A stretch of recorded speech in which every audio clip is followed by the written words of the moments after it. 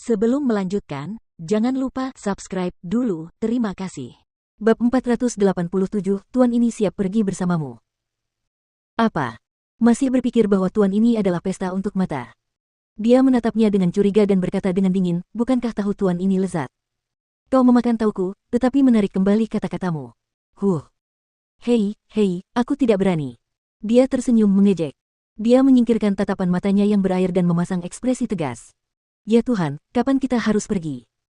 Melihatnya berpura-pura serius, dia bersenandung pelan, kau bisa meninggalkan ayahmu di sini. Selama kau bisa melupakan masalah ini, tuan ini bisa pergi bersamamu kapan saja.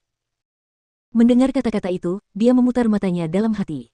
Apa maksudnya, mengikutinya kapan saja? Katakan apa yang kau suka. Meskipun begitu, dia masih menunjukkan senyum yang memikat di wajahnya, aku akan membiarkannya begitu saja. Aku meninggalkan 4 kultivator inti emas bersama ayahku di sini. Dengan perlindungan pengawal Feng, negara-negara kecil lainnya tidak mampu untuk menyerang atau berani menyinggung. Terlebih lagi orang-orang dari semua kekuatan di Kekaisaran Phoenix. Mereka tidak akan berani menyinggung karena mereka tidak punya alasan untuk melakukan itu. Lagi pula, aku tahu kemampuan dan metode ayahku. Dengan kekuatan dan kemampuannya dalam menangani berbagai hal, dia secara alami dapat mengendalikan Kekaisaran Phoenix. Terutama di tempat di mana kami dilahirkan dan dibesarkan. Tempat ini sangat akrab bagi kami, jadi tidak ada yang perlu dikhawatirkan. Itulah yang selama ini dipikirkannya. Ayahnya aman di sini dan dia bisa menunjukkan kemampuannya sepenuhnya. Bahkan jika dia pergi selama setengah atau setahun penuh, dia akan merasa tenang. Penguasa neraka menatapnya, kalau begitu, mengapa kita tidak pergi sekarang? Itu tidak terlalu mendesak. Aku juga harus mengatur beberapa hal. Dia merenung sejenak dan berkata, 3 hari. Kita akan berangkat 3 hari kemudian. Aku harus pergi ke istana dan berbicara dengan ayahku tentang hal itu. Memasuki istana. Tuan ini akan menemanimu. Setelah itu, dia merapikan jubahnya dan berdiri.